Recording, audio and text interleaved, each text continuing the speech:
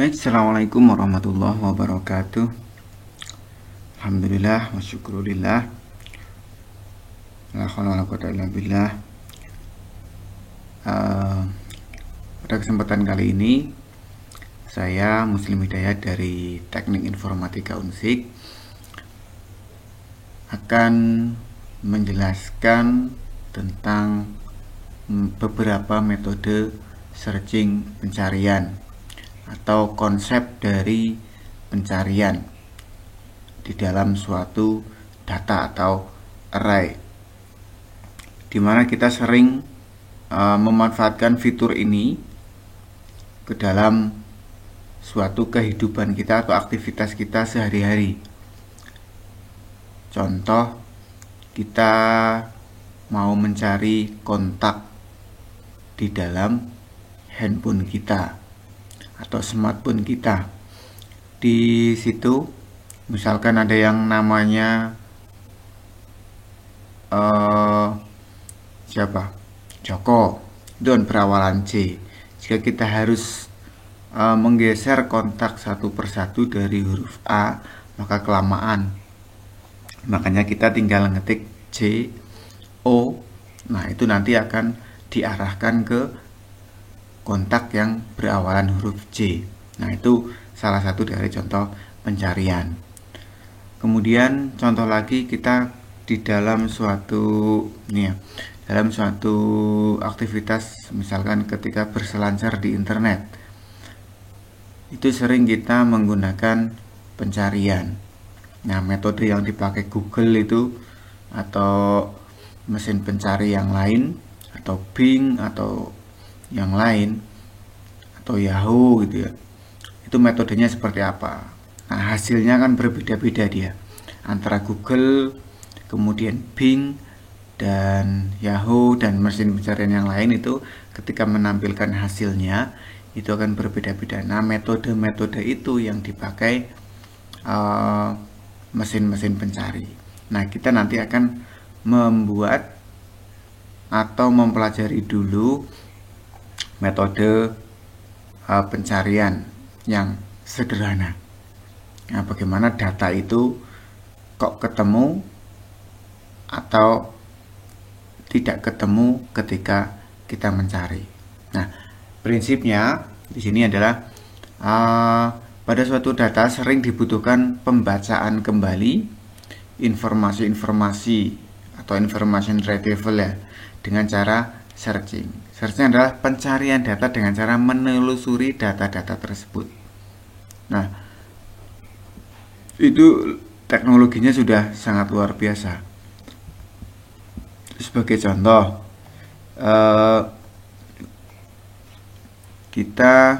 nah ini ya, di sini ada kata pencarian. Saya mau mencari kata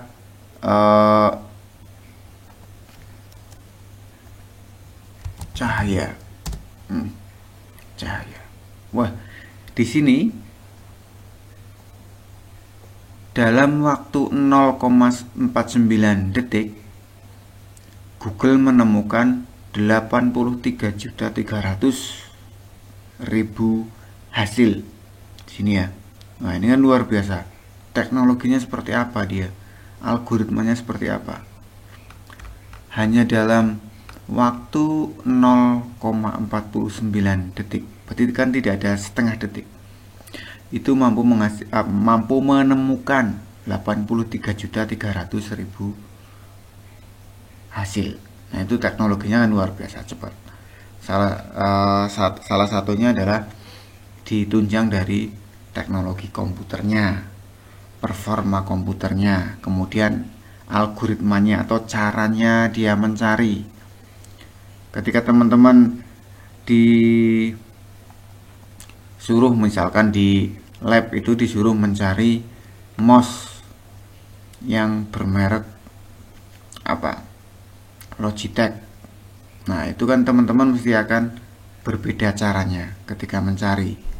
Nah, nanti akan dibandingkan antara cara yang satu dengan cara yang lain, itu cepat yang mana, kemudian tenaganya juga membutuhkan energi berapa. Seperti itu. Nah, yang pertama kita akan membahas satu algoritma sequential search. Nah, ada sequential search dan ada binary search yang akan kita bahas di perkuliahan searching. Algoritma searching adalah sequential search dan binary search. Apa itu sequential search? Nah, yang pertama kita bahas dulu sequential search. Nah, apa itu sequential search? Adalah suatu teknik pencarian data dalam array satu dimensi ya, yang akan menelusuri semua elemen-elemen array dari awal hingga akhir, di mana data-data tidak perlu diurutkan terlebih dahulu. Jadi langsung. Contoh saya ilustrasikan seperti ini. Langsung saja saya ilustrasikan biar langsung paham. Ini array ya, array ini saya ganti data gitu aja. Nah, data di sini saya punya data di alamat ke-0 berisi 5, alamat ke-1 berisi 7 dan seterusnya hingga alamat ke-5 itu berisi 6. Nah, datanya ini indeksnya atau alamatnya 5, 7. Nah, ini data itu acak, tidak urut. Acak 5, 7, 2, 10, 13, 6. Nah, sequential search itu dia akan mencari dari data pada indeks ke-0 hingga pada indeks ke-5. Kalau datanya itu sejumlah 1 miliar, misalkan datanya itu jumlahnya ada 1 miliar data, itu ya dia akan dicari dari indeks ke-0 sampai indeks ke-1 miliar itu. Nah, ini kan butuh waktu yang lama. Nah, ini salah satu kelemahan dari sequential search. Dia akan menelusuri satu persatu dari indeks pertama hingga indeks terakhir. Nah, ini contoh. Algoritmanya bagaimana? Dia akan membandingkan. Saya mencari angka 13. Ada tidak di data yang tersedia. Nah, caranya bagaimana? Caranya adalah dia membandingkan 13 dengan indeks ke-0. Apakah, nah algoritmanya begini. Apakah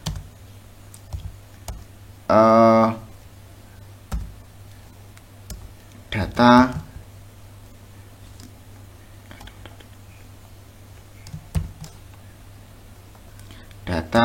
pada indeks, nah ini ya, pada indeks ke I itu sama dengan bilangan yang dicari. Nah gitu. Algoritmanya bagaimana? Apakah data yang pada indeks ke I sama dengan bilangan yang dicari? Jika iya, maka nah gitu ya. Nah ini. Apakah 13 sama dengan 5? Jika kan tidak, maka di sini nanti ada variabel bantu. Ada variabel bantu untuk mengubah jika datanya sama itu dia berubah nilainya. Contoh di sini saya pakai ketemu gitu ya. Awalnya itu 0. Berarti di sini ketemu sama dengan 0. Jika data, nah ini jika ya. Nah, pakai jika. Jika data sama dengan cari, maka ketemu sama dengan 1. Jadi dia berubah nilainya. Jika sama, dia nilainya berubah. Tapi jika tidak, dia berarti kan tetap dia tidak merubah ini. Nanti saya jelaskan di listing programnya. Nah, urutannya gitu. Dia 13 dibandingkan dengan 5. Kemudian 13 dibandingkan dengan 7. 13 dibandingkan dengan 2. 13 dibandingkan dengan 10. 13 dibandingkan dengan 13. Kemudian 13 dibandingkan dengan 6. Nah, ketika pada indeks keempat dia akan sama Ketika sama, dia akan berubah menjadi 1. Maka data itu ketemu atau ada. Tapi jika sampai 1 miliar data kok tidak ada yang sama, maka nanti ketemunya tetap 0. Artinya tidak ada yang sama. Nah, kok dia bisa 13 dibandingkan dengan semua data ini? Caranya bagaimana? Caranya dengan perulangan. Nah, seperti itu. Jadi algoritmanya sangat mudah. Kalau dibuat juga sangat mudah. Nah, kita implementasi ya, contoh. Nah, kita contoh di sini kita membuat program sequential set. Gitu ya. Nah, dimulai dari awal. Biasa ya. Include ada IO stream,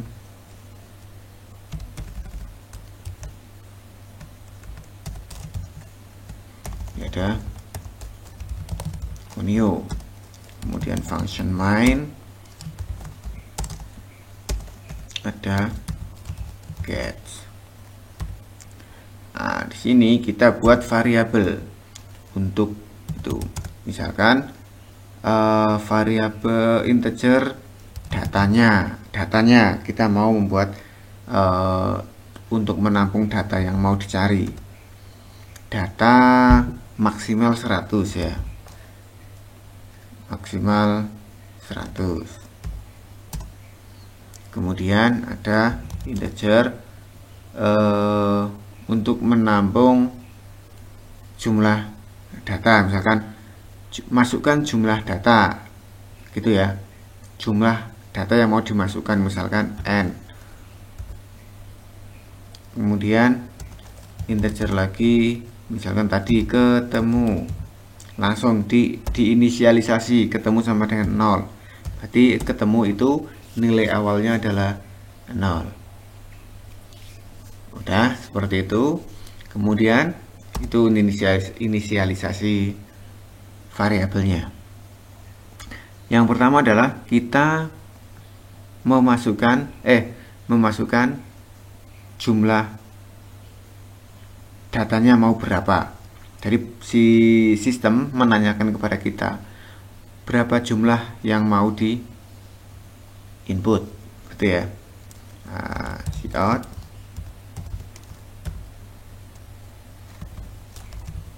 masukkan jumlah data,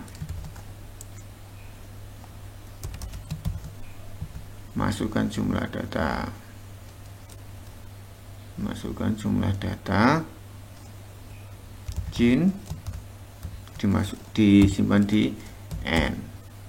Oke, kemudian kita memasukkan data, cout data ke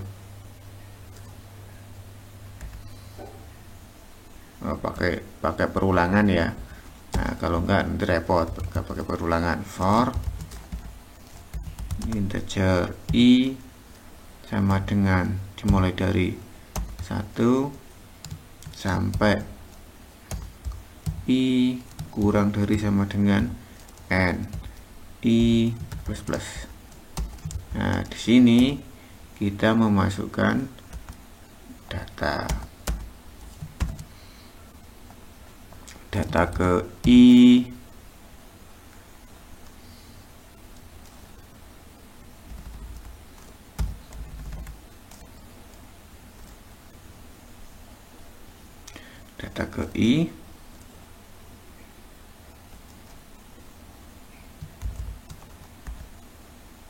data ke i sama dengan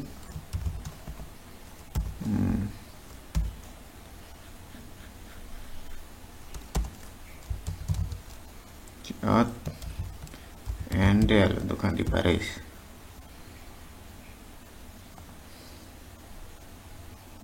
Nah, kemudian di sini kita mencari. Sekarang kita mencari datanya kan sudah, kita ganti baris dulu, handle. Nah, sekarang kita cari. Kalau kita jalankan ini, masukkan jumlah data 6. Aduh. Oh, ini belum ada cinnya ya, cin, maaf. Cout data ke i sama dengan, nah di sini ada cin dimasukkan ke data ke i. Nah, jumlah data 5, data ke 1 7, data kedua 4. diulang jelek, tampilannya jelek. Ini nggak usah pakai ini. 5, data ke 1 sama dengan 7, ada 10, 9, 7, 9. Nah, kan itu 7, 10, 9, 7, 9. Tuh, ini baru di input. Ini cout endel kok pakai ini ya. ENDL. Nah, baru input. Nah, sekarang dicari. Berarti masukkan data yang dicari. Di mana? Disimpan di mana data yang dicari? Oh, ini berarti belum buat variabel cari. Cari, berarti harus buat variabel cari dulu di atas, integer cari. Taruh sini aja ya, cari. Ada variabel n, ada variabel cari, ada variabel ketemu, tipenya semuanya integer. Nah, sekarang di sini kalau kita jalankan ada 3 misalkan, data ke 1 7, 9, 10. Nah, masukkan data yang dicari. Saya mau mencari angka berapa? 10 misalkan. Ya belum, kita kan belum diproses ini. Nah, sekarang diproses dulu. Caranya pakai perulangan. For, nah pakai for lagi, integer i sama dengan 0 sampai i kurang dari sama dengan n. I plus. Di sini ngapain? Dia membandingkan. Jadi di sini dia membandingkan. Jika data pada indeks ke i kok sama dengan bilangan yang dicari, maka maka ketemu sama dengan 1. Kalau tadi kan awalnya 0. Jadi variabel ketemu itu hanya untuk membantu merubah status dari dari 0 menjadi 1. Itu jadi awalnya itu 0. Kalau belum dicari itu 0, berarti artinya tidak ketemu. Tapi jika ada yang sama, ini ya, jika salah satu data pada data yang kita masukkan tadi kok sama dengan bilangan yang sedang kita cari, maka statusnya berubah menjadi 1. Jadi itu ketemu sama dengan 1. Bisa dipahami ya? Nah, mengeksekusinya bagaimana? Ketemu sama dengan 1 dan cout. Nah, data ditemukan pada indeks alamat atau alamat ya, indeks ke i, indeks ke i ketemu sama dengan 1. Kemudian dia mencetak ini seperti itu. Kemudian tetapi ini di luar ya, ini udah ketemu, ini udah jadi.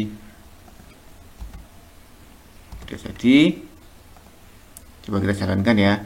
Saya hanya pakai data 4 saja. data ke 1 7 3 9 10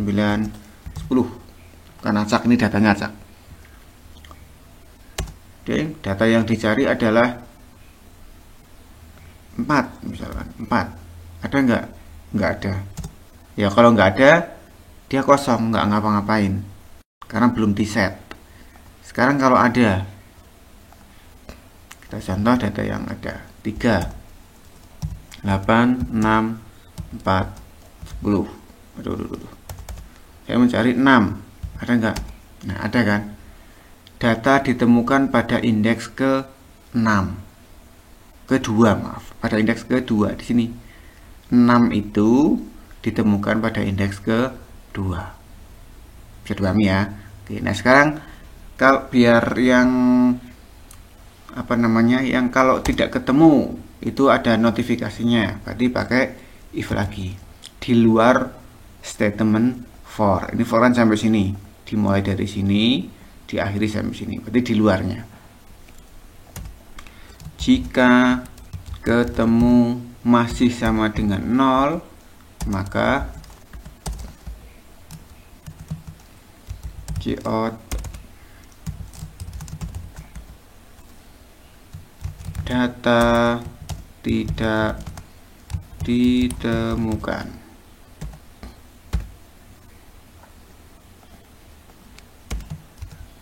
Ini oke, ini biar agak rapi. Aduh. Del itu ya, data. Nah, ini biar dipisah ya bagus ini. Data. Aduh. Data cari. Nah, data cari ditemukan pada indeks. Nah, ini biar lebih mudah. 4 10 14 8 34. Data yang dicari berapa? Data yang dicari itu 3. Oh, 14. Ketemu nggak? Nah, data 14 ditemukan pada indeks kedua. Seperti itu. Ini adalah penjelasan dari sequential search dan contohnya. Kalau tidak ketemu, nah, belum dicoba ya. Setelah penambahan script ini, kita coba. Data ada 3, 90, 67, 2. Data yang dicari, saya ketik 5, ada nggak? Nah, data tidak ditemukan. Nah, 5 itu data tidak ditemukan. Seperti itu. Kalau ada, dia menunjukkan. Kalau ada yang sama, 4, 56, 78, 56 lagi, 3. Nah, data yang dicari adalah 56. Dia akan 2 kali. Data 56 ditemukan pada indeks ke-1. Data 56 ditemukan pada indeks ke, aduh ini nggak ya, ini maka harus diganti baris ke I N del 5 7 5 lagi 8, cari 5. Nah, data 5 ditemukan pada indeks ke-1, data 5 ditemukan pada indeks ke-3, 5 dan 3. Seperti itu ya. Itu contohnya, contoh indeks sequential search. Ini sederhana, ini baru dasarnya. Ini program belum dimodifikasi, mau ngulang, mau kemudian dikasih warna dan sebagainya. Itu adalah contoh materi sequential search. Nah, satunya adalah binary search. Satunya adalah binary search. Binary search.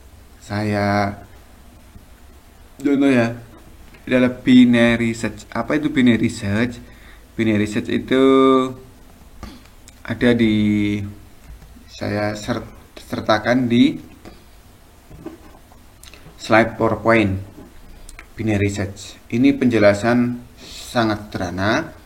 Nah, tugasnya tugas teman-teman di perkuliahan ini adalah nanti membuat penjelasan tentang binary search dengan sedetail-detailnya beserta step by step. Langkah-langkahnya, langkah 1 bagaimana, langkah kedua bagaimana, sampai bilangan itu ditemukan, prosesnya itu bagaimana. Itu dijelaskan dalam bentuk slide PowerPoint atau dalam bentuk Microsoft Word boleh, atau dipastikan saja dalam bentuk slide PowerPoint. Nanti teman-teman membuatnya adalah satu slide, satu step. Jadi algoritmanya dijelaskan secara rinci. Itu sampai bilangan itu ketemu atau tidak ketemu. Proses pencariannya bagaimana? Algoritma binary search. Tugasnya saya sampaikan di video ini biar teman-teman menyimak betul penjelasan yang saya sampaikan. Itu. Kemudian satu lagi tugasnya adalah membuat program binary search dengan C++. Jadi nanti file yang dikumpulkan adalah 2 file. Yang satu adalah slide PowerPoint berisi penjelasan step by step algoritma binary search. Yang kedua adalah file program binary search dengan C++ dengan ekstensi .cpp. Oke, terima kasih. Materi itu yang bisa saya sampaikan di akhir perkuliahan semester 2 mata kuliah algoritma dan struktur data atau struktur data dan algoritma. Mudah-mudahan materi yang saya sampaikan bermanfaat. Ketemu lagi. Oke, terima kasih. Saya akhiri. Assalamualaikum warahmatullahi wabarakatuh.